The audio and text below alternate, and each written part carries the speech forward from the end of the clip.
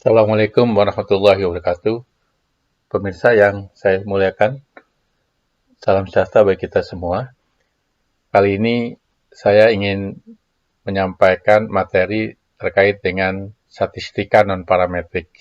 Materi ini adalah bagian dari mata kuliah metode quantitative management di Sekolah Bisnis IPB yang diberikan dalam satu sesi. Kita ketahui di dalam pengamatan, skala pengukuran yang kita peroleh dari penelitian biasanya ada 4 macam skala pengukuran, yaitu nominal, ordinal, interval, dan rasio.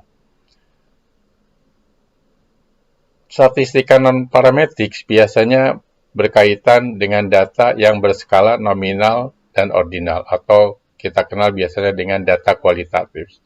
Sedangkan untuk statistika parametrik biasanya data yang berskala interval dan rasio.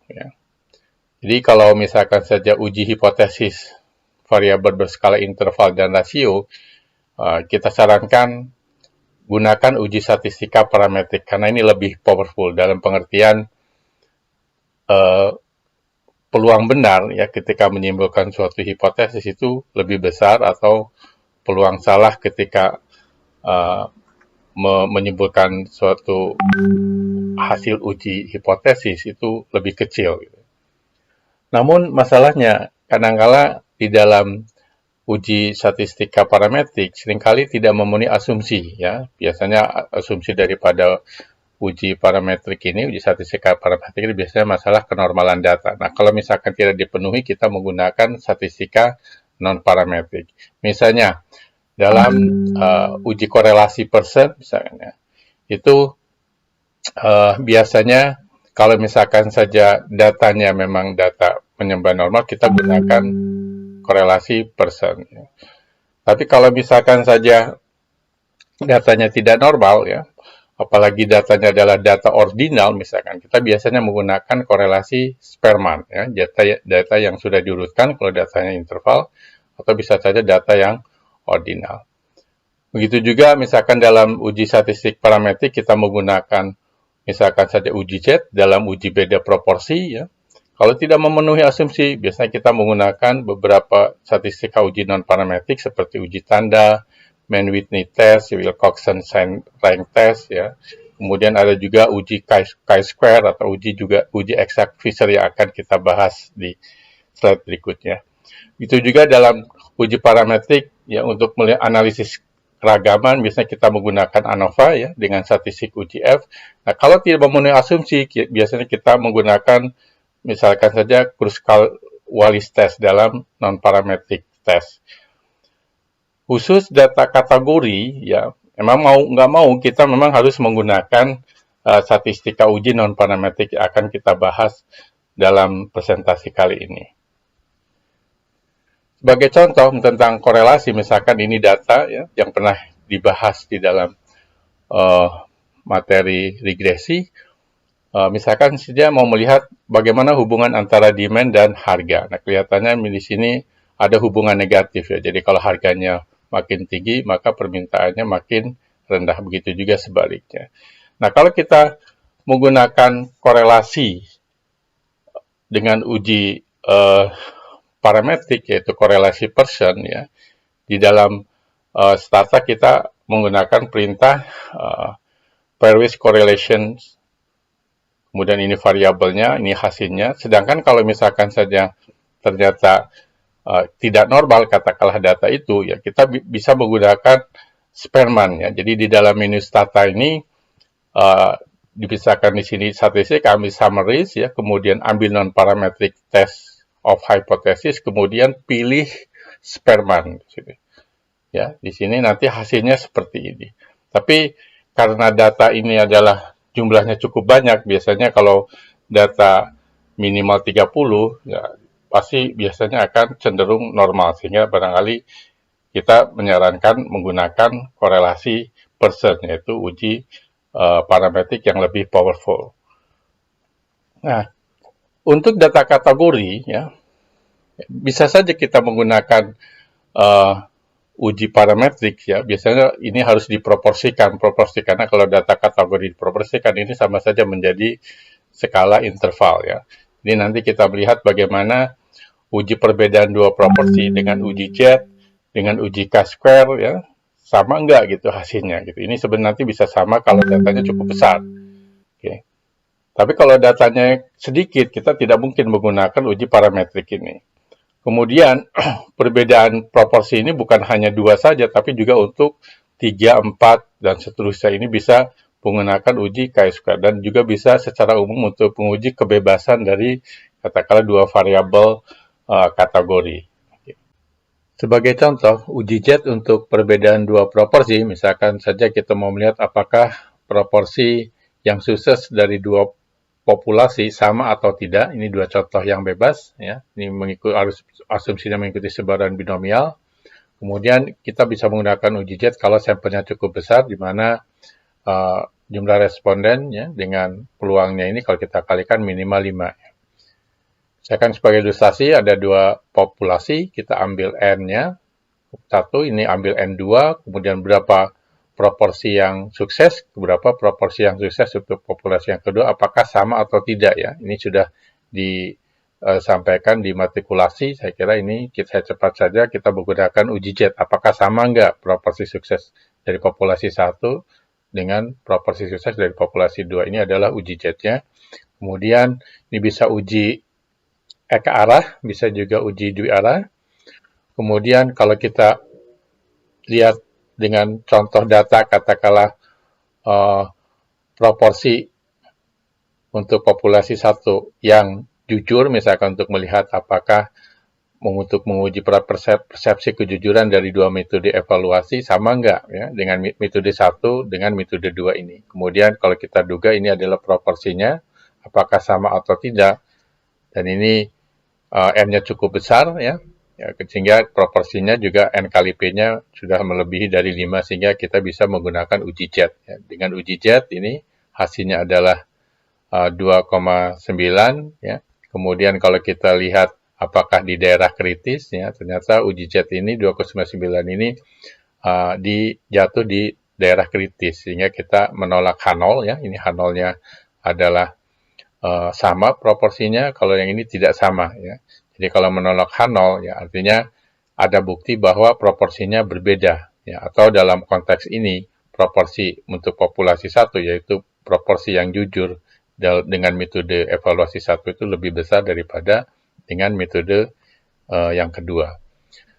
Nah, kalau kita menggunakan statistik uji parametrik, non-parametrik, yaitu dengan uji chi-square, ya, data ini bisa kita tabulasikan dalam tabel kontingensi. Jadi kalau ini adalah metode evaluasi, ya, katakanlah metode evaluasi 1 dan 2, kemudian dari metode evaluasi 1 ini ada responden sebanyak 78, kemudian dikategorikan jujur 63, kemudian dari metode evaluasi 2 ini ada 82 responden, kemudian dikategorikan jujur 49, ya. Jadi ini dari 2 populasi, ini adalah preferensi. Kemudian kita tabulasikan dalam suatu tabel kontingensi. Nah, dalam uji chi-square untuk 2 proporsi ini, kalau kita lihat misalkan saja seandainya proporsi yang jujur ya antara kedua metode ini sama ya, kita bisa menghitung misalkan saja dari total yang jujur ini 112 ya, dari 160 ya, dari total semuanya ini kita lihat proporsi yang jujur adalah 112 dibagi dengan 160. Nah, kalau misalkan kita ngambil dari metode dari populasi 1 sebanyak 78, kalau misalkan sama, berarti kita harapkan proporsi yang jujur dari populasi 1 ini, dari metode 1 ini adalah 78 dikali proporsi tadi, gitu ya. Jadi sekitar 54,6. Jadi kalau misalkan saja di sini, ini frekuensi pengamatannya hampir mendekati frekuensi harapannya, kalau proporsinya sama, ya, jika proporsinya sama atau dikatakan kalau sama ini tidak ada hubungan, maka kita terima H0, yaitu sama saja proporsinya. Tapi kalau cenderung antara frekuensi pengamatan dan frekuensi harapan ini jauh berbeda, ya, berarti kemungkinan proporsi antara metode 1 dan metode 2 ini, proporsi yang jujur ini tidak sama. Jadi ini pada dasarnya uji chi-square ini membandingkan frekuensi pengamatan dengan frekuensi harapan kalau kedua proporsi itu sama atau tidak ada hubungan. Ya. Jadi kalau kita hitung, ini adalah frekuensi pengamatannya, ini adalah frekuensi harapannya. Jadi dengan rumus tadi ya kita dapatkan chi-square hitungnya 8,4. Ini adalah frekuensi harapan, ini adalah frekuensi pengamatan. Kemudian kita bandingkan dengan chi-square tabel ya.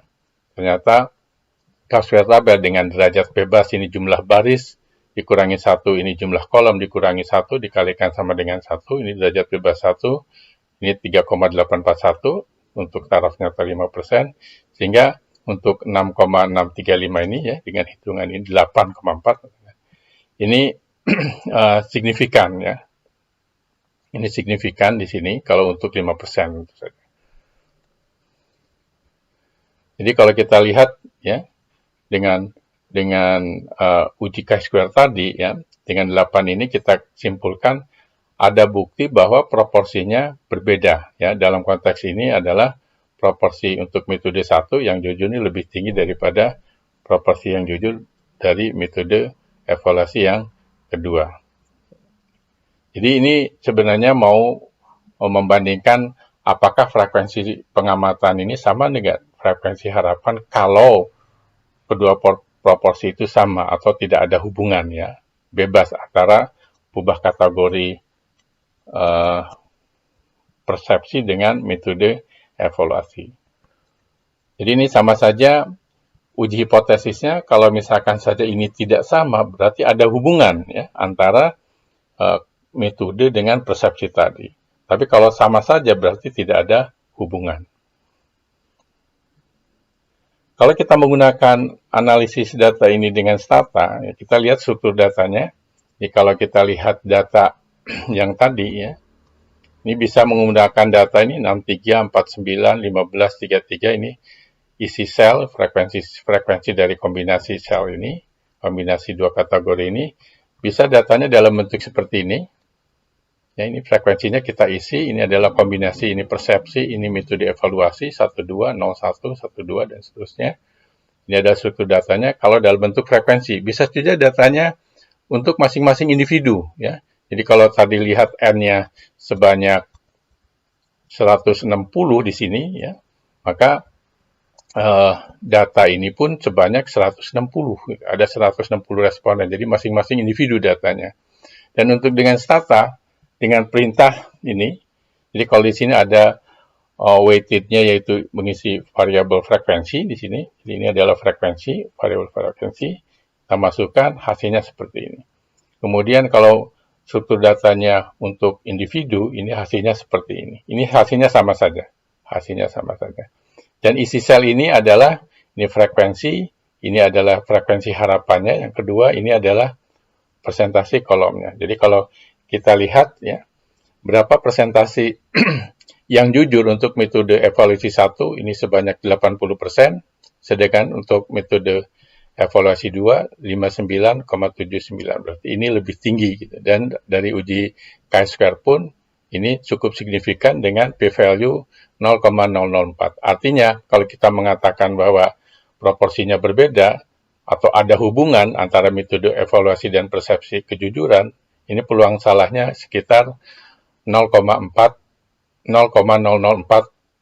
atau kita katakan 0,4%, sangat kecil sekali. Sehingga kita putuskan ada hubungan antara kedua ubah kategori ini atau proporsi yang jujur tidak sama untuk metode evaluasi 1 dan metode evaluasi yang kedua.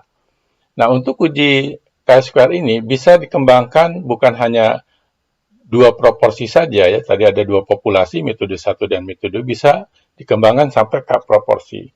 Jadi misalkan saja ini ada sebanyak bisa 3, bisa 4, dan seterusnya. Sebagai contoh, misalkan saja katakanlah sebagai ilustrasi IPB sedang mengkaji perubahan kurikulum ya dengan sistem mayor minor misalnya.